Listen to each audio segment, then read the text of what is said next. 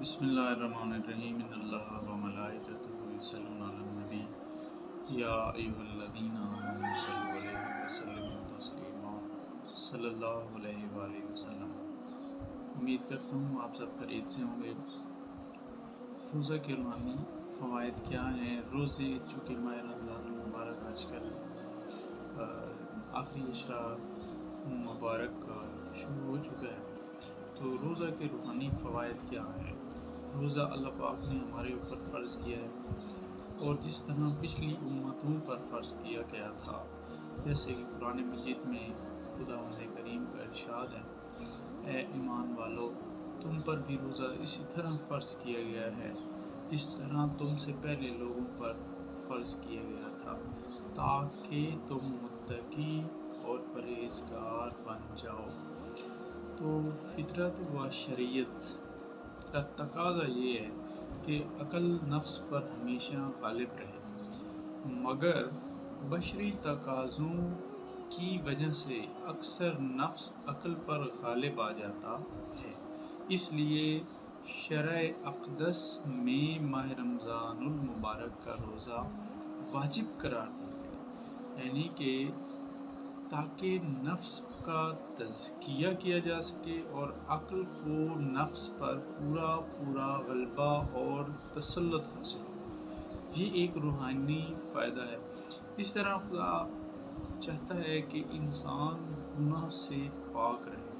انسان گناہ سے دور رہے، انسان برائی سے دور رہے، اپنے دامن کو پاک رکھے، شیاطین کے شر سے محفوظ رکھے۔ تو روزہ برائی، گناہ، شیاطین کے شر سے اپنے دل کو پاک رکھنے کا، صاف رکھنے کا طریقہ ہے۔ تقوی پروردگار کے خوف، یعنی کہ تقوی کی اگر ہم تعریف کریں تو تقوی یعنی اللہ کا خوف اور اس کی محبت سے دل کے اندر پیدا ہونے والی طاقت اور کیفیت کا نام ہے، جس کے پیدا ہونے کے بعد تک انسان کے دل میں گناہ کرنے سے نفرت اور جھجک محسوس ہوتی ہے۔ یہ تقوی کی ایک علامت ہے۔ اب فرض کریں آپ اپنے آپ کو چیک کرنا چاہتے ہیں کہ آپ متقی ہیں یا نہیں،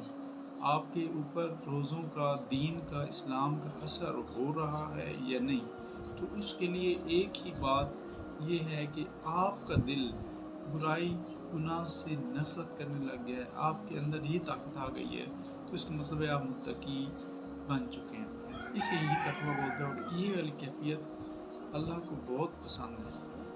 یعنی کہ تقوی اختیار کرنا۔ اور تقوی کی وضاحت جو ہے ابھی ہم نے کی ہے کہ برائی سے آپ کو برے کام کرتے ہوئے جھجک محسوس ہو رہی ہے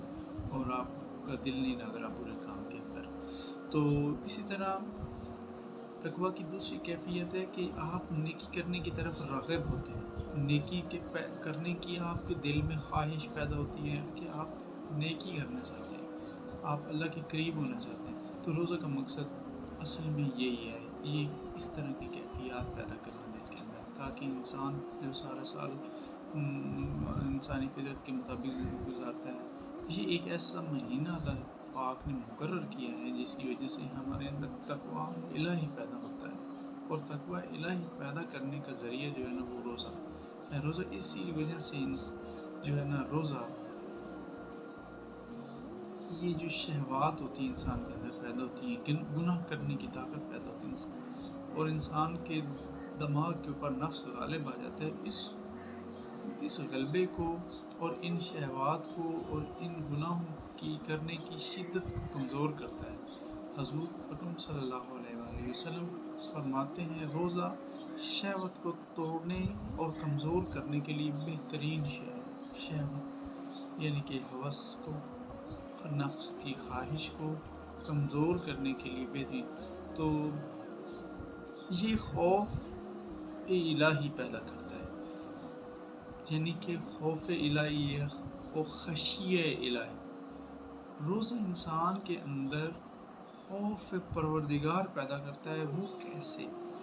انسان تنہائی میں چوری کرنے سے ڈرتا ہے،